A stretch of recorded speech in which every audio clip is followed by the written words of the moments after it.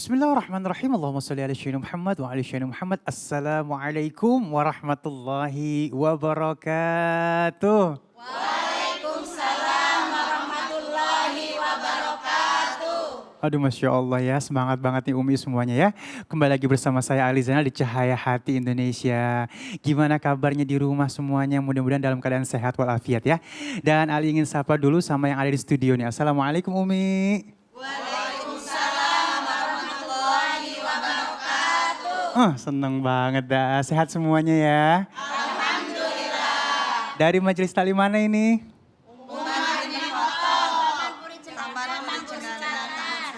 Iya, baik, terima kasih ya. Masya Allah keren banget nih Umar bin Khattab ya. Mudah-mudahan hari ini banyak ilmu yang barokah yang kita dapatkan. Amin ya rabbal alamin. Baik, Masya Allah ya, sahabat-sahabatku yang dimuliakan Allah Subhanahu wa Ta'ala, kita punya 3 tema pada kesempatan kali ini. Di antaranya kebaikan versus keburukan. Wah, ini Masya Allah ya, hak dan yang batil. Waspada perangkap ria. Hati-hati dengan tomat. Nah, ini tapi bukan tobat kumat nih, tobat maksiat. Masya Allah ya. Insya Allah nanti kita akan bertemu dengan guru-guru kita yang dimuliakan Allah Subhanahu wa Ta'ala. Al-Ustadz Zaki Mirza, Al-Habib Nabil Al-Musawa. Dan nanti kita juga akan ngaji yuk bersama Ustadz Syam pastinya. Nah, sekarang langsung aja kita akan coba sikapi tema kita yang pertama. Kebaikan versus keburukan bersama guru kita Al-Ustadz Zaki Mirza. Assalamualaikum Ustadz. Waalaikumsalam warahmatullahi wabarakatuh. Masya Allah, sehat Ustadz? Alhamdulillah, Alhamdulillah sehat Rabbil alamin. Baik Ustadz, ini memang kalau kebaikan dan keburukan kita berharap yang namanya kebaikan selalu menang. Betul. Namun tidak ada kebaikan yang muncul tanpa kita mengalami keburukan. Kadang-kadang ada hikmah di balik keburukan baru jadi baik gitu orang kan ya. Ada yang memang orang itu lurus-lurus saja hidupnya baik gitu. Jadi nggak mau melakukan keburukan. Kenapa? Daripada aneh melakukan keburukan, aneh belajar dari orang-orang sebelumnya sehingga aneh tidak melakukan keburukan. Ada yang gitu. Jadi makomnya terjaga. Ada yang bilang, aneh kalau belum nakal, belum belum dapat hikmah, belum jadi orang baik. Kira-kira nih untuk menyikapi keburukan versus kebaikan ini kan akan kita alami sampai kita meninggal rojiun ya. Nah, untuk menyikapi ini gimana nih guru? Silakan guru. Bismillahirrahmanirrahim. Assalamualaikum warahmatullahi wabarakatuh. Waalaikumsalam warahmatullahi wabarakatuh. Alhamdulillah. Alhamdulillahi rabbil alamin. Assalatu wassalamu ala ashrafil anbiya'i wal mursalin. Wa ala alihi wa ashabihi ajmain, amma ba'd. Pemirsa Cahaya Hati iNews yang dimuliakan oleh Allah Subhanahu wa Ta'ala, dimanapun Anda berada, dari Sabang sampai Merauke tentunya, abang kita semua, Bang Ali Zainal, mudah-mudahan beliau sehat walafiat. Amin ya Allah, amin. Saya kalau lagi ditanya ame temen, ame orang, Ustadz apa kabar, sehat, kalau bisa jawabnya jangan cuman alhamdulillah sehat. Kalau bisa tambahin sehat walafiat. Cakep tuh. Kenapa kudu ada afiatnya? Karena semua orang bisa sehat, tapi sehat yang bermanfaat itulah yang menjadi sehat walafiat. Mantap, siap guru. Karena ada sehat walafiat, ada sehat wal maksiat. Bener. Maksudnya bagaimana Ustadz? Mulut bisa ngomong sehat. Dipakai baca Al-Quran jadi sehat walafiat. Mulut bisa ngomong sehat, tapi yang diomongin orang mulu. Jadinya sehat maksiat. Tapi jangan terlalu polos. Mentang-mentang habis bikin maksiat, ibu-ibu ditanya, Ma apa kabar? Sehat wal maksiat Pak. Jangan dong ya Allah. Tetap jawabannya kudu sehat wal afiat. Jangan sampai ketinggalan tuh kalimat afiat. Karena bisa jadi ada orang yang badannya nggak sehat, tapi hatinya afiat. Badannya terbujur kaku di atas ranjang, nggak bisa ngapa-ngapain karena stroke, tapi hatinya berzikir. Masya Allah. Badannya tidak sehat, tapi hatinya afiat.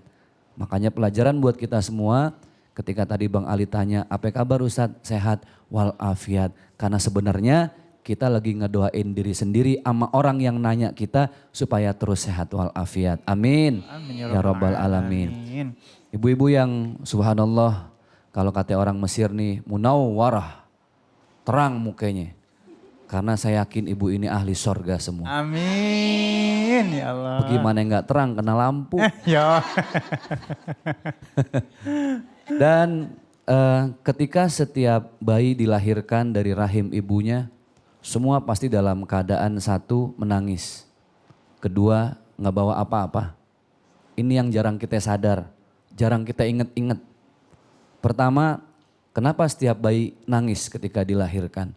Karena bayi hatinya masih bersih, masih peka dengan kebaikan. Hatinya belum ada iri, hatinya belum ada dengki, di hatinya belum ada benci, dendam kesumat. Karena cuma hati yang bersih, yang peka terhadap kebaikan. Karena bayi hatinya bersih, maka ketika dilahirkan, dia sadar dia akan tinggal di tempat yang cuma sementara doang. Makanya tempat tinggal kita ini disebut dengan ad-dunya. Aslinya kan bahasa Arab itu ad-dunya. Kemudian mengalami proses bahasa menjadi bahasa dunia, bahasa Indonesia menjadi dunia. Artinya sementara. Kenapa bayi menangis? Dia tahu, ya Allah, kata si bayi ini, aku akan tinggal di tempat yang suatu saat pasti akan aku tinggalkan lagi. Sementara doang, gak ada yang lama. Makanya dia peka terhadap kebaikan. Siapapun orangnya Bu, pasti dalam keadaan menangis. Komedian sekalipun, pelawak. Saya gak pernah lihat tuh ada orang keluar cengengesan misalnya gitu ya. Gak ada. Kenapa menangis? Dia sadar akan tinggal cuma sementara saja. Suatu saat akan kembali kepada Allah. Sayangnya gak pernah ada yang tahu kapan Allah mengutus Israel untuk memberhentikan detak jantung dan desah nafas kita. Makanya subhanallah ketika bayi menangis, semua orang tuh yang nyambut lahir itu bayi, lahirnya itu orang pada ketawa semua. Betul gak Bu? Paman ketawa, ponakan baru lahir. Kemudian bapak, ayahnya ketawa, bahagia. Kenapa? Baru punya anak, apalagi anak pertama. Bu, karena anak pertama 9 tahun Bu, nungguin hamil istrinya keluar. Ya Allah, saking semangatnya itu bayi diazanin di telinga kanan. Azannya azan Madinah, kencang banget lagi. Ya Allah, tuh bayi ujung-ujungnya kupingnya pada biru. Jadi maksud saya, kenapa diazankan? Kemudian kenapa diikomatkan? Karena ketika bayi lahir, kita kepengen yang pertama ditiupkan ke telinganya adalah kalimat-kalimat Allah, kalimat-kalimat kebaikan. Yang kedua, bayi itu gak bawa apa-apa Bu. Tidak sehelai benang pun menempel pada tubuhnya. Ketika dia lahir dia gak bawa apa-apa. Suatu saat pun ketika kembali kepada Allah, lagi-lagi gak bawa apa-apa. Jarang banget kita sadar tentang hal ini Bu ya. Kita bermegah-megahan, pamer, sombong. Ya Allah, padahal dunia cuma dititipin sama Allah sementara doang. Update status di Instagram. Mobil gonta-ganti tuh foto yang sekarang kuning, besok merah. Padahal barang atu gak ada yang punya dia. Emang nebeng semua sama tetangga. Asal tetangga punya mobil baru, numpang foto. Kan gitu. Jangankan yang punya orang lain, yang punya sendiri aja bakal Allah ambil suatu saat. Mohon maaf, jangankan faktor eksternal yang ada di luar kita. Jabatan, pasangan hidup, kemudian harta, kendaraan, mobil, pesantren yang hektaran, santri ribuan. Jangankan yang di luar, yang di dalam tubuh kita sendiri suatu saat bakal Allah ambil. Apa itu? Ya nyawa kita sendiri. Bayi lahir menangis, semua orang ketawa menyambut dengan penuh bahagia. Suatu saat ketika kita kembali kepada Allah, bikin sebaliknya. Ya, kita yang ketawa kembali kepada Allah karena bahagia, orang lain menangis karena ketiadaan kita. Itu yang susah. Jangan sama aja, udah lahir kita nangis, orang lain ketawa. Pas balik sama, kita nangis, orang ngetawain kita mati. Nah mampus deh tuh dia, alhamdulillah orang begitu mati. Nah kan? Lalu bagaimana supaya cita-cita kita ini husnul khotimah? Berbicara tentang kebaikan dan keburukan, makanya setiap ketika manusia ada di alam ruh, sebelum dititipkan sama Allah ke alam rahim ibu, kemudian diberi kesempatan ke alam dunia, Allah itu sudah memberikan kecenderungan. A'udzubillahi minasyaitonirrajim, fa'alhamaha fujuraha wa taqwaha. Qad aflaha man zakkaha wa qad khaba man dassaha. Ketika kita lahir nih, ibu lahir brojol ke dunia. Kita dikasih 2 kecenderungan. Kecenderungan berbuat baik, kecenderungan berbuat buruk. Ya. Kalau Al-Quran menjelaskannya falhamaha fujuraha wa taqwaha. Keburukannya dulu. Kecenderungan berbuat buruk, kecenderungan berbuat baik. Kenapa seperti itu? Karena memang orang itu lebih senang dipanggil dalam keburukan sih Bu. Contoh ya, contoh. Baca Al-Quran kan baik, kebaikan, bener gak?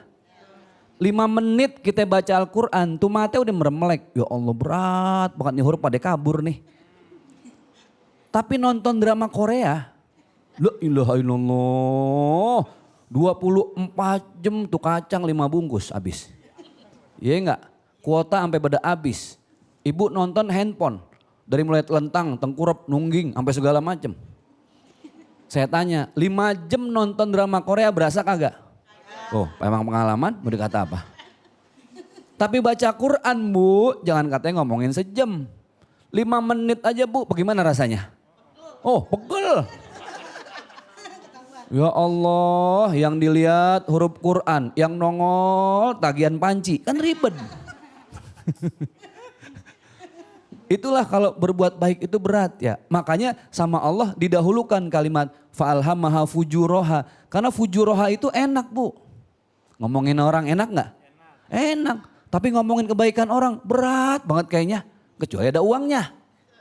La ilaha illallah, kalau ada uangnya orang kita lukan, kita puji, kita segala macam. Nah makanya kata Allah hati-hati dengan keburukan. Karena setelah panggilan keterburukan, yang paling berat itu adalah panggilan kebaikan. Siapa orang yang menang? Orang yang menang itu adalah orang yang senantiasa mengikuti panggilan dan kecenderungan kebaikannya. Dia mau ngomongin orang, ya Allah istighfar. Astagfirullahalazim, apa untungnya? Kalau udah istighfar berhenti Bu, rem kudu pakem. Jangan istighfar doang, astagfirullahalazim. Tuh ngomong-ngomong Pak Encum lakinya gak pulang-pulang, itu jangan ya. Jadi istighfar. Siapa orang yang rugi? Orang yang rugi itu adalah orang yang mengikuti keburukannya, panggilan keburukan. Masalah posting, update status, baca berita, ya. Kadang kita kalau lagi baca berita di handphone, online, subhanallah, apalagi model emak-emak ya. Yang baca dia, yang komen dia, yang ngegerutu dia, yang lempar piring dia sendiri. Kenapa begitu? Karena memang kita selalu pengen kepo sama urusan orang. Padahal yang terbaik itu kebaikan adalah ketika kita kepo dengan urusan diri sendiri. Ingat, kita ini pada suatu hari akan bertemu dengan yang namanya sakaratul maut. Pasti orang menghadapi sakaratul maut itu pintunya 2 Ibu. Sebelah kanan husnul khotimah, sebelah kiri su'ul khotimah. Kita baik atau buruk dalam hidup yang nentuin ujungnya. Saya nih misalnya nih subhanallah ya ibadah terus, orang lain dah jangan saya. Ibadahnya rajin 30 tahun, malam hari iseng-iseng pada suatu malam, nyobain kali gitu enak, jedak jeduk, ajeb, nyobain dah, masuk. Pas lagi ajeb Ibu, Israel lewat, ketarik ke betot, jebret, mati di situ. 30 tahun ibadah, semalam bikin maksiat, itu meninggal dalam keadaan su'ul khotimah. Na'udzubillahimin. Sebaliknya, ada orang preman, ngebunuh, merkosa, segala macam, 30 tahun bikin dosa. Suatu saat dia kangen sama air wudhu. Masuk musola, nyalain keran, gelar sejadah, dia sholat. Pas lagi Allahu Akbar, meninggal. Husnul khotimah. Ingat, hidup kita ditentukan bagaimana akhir atau ujung dari perjalanan kita selama ini. Gitu Ibu ya, semoga bermanfaat dunia akhirat. Masya Allah, amin. Walal akhiratu khairul laka minal ula. Allah, ini apa ya? Makanya ada doanya tuh saat kita minta supaya selamat ya dunia akhirat ya. Inna nas'aluka salamatan fid din wa afiatan fil jasad. Itulah. Ya Allah dibaca terus tiap hari mudah-mudahan ya. Ini Masya Allah nih, ini sudah memotivasi kita sehingga akhirnya kita menjauhkan diri kita dari keburukan ya. Lebih menikmati yang namanya kebaikan, Masya Allah ya. Dan sekarang kita kasih kesempatan kepada jamaah yang ada di studio untuk bertanya. Silakan Umi, silakan. Bismillahirrahmanirrahim. Assalamualaikum warahmatullahi wabarakatuh. Waalaikumsalam warahmatullahi wabarakatuh. Saya yang bernama Ibu Siti Nuriyah dari Majelis Taklim Umar bin Khattab, Taman Puri Cendana, Tambun Selatan. Saya ingin bertanya pada Bapak Ustadz Zaki Mirza.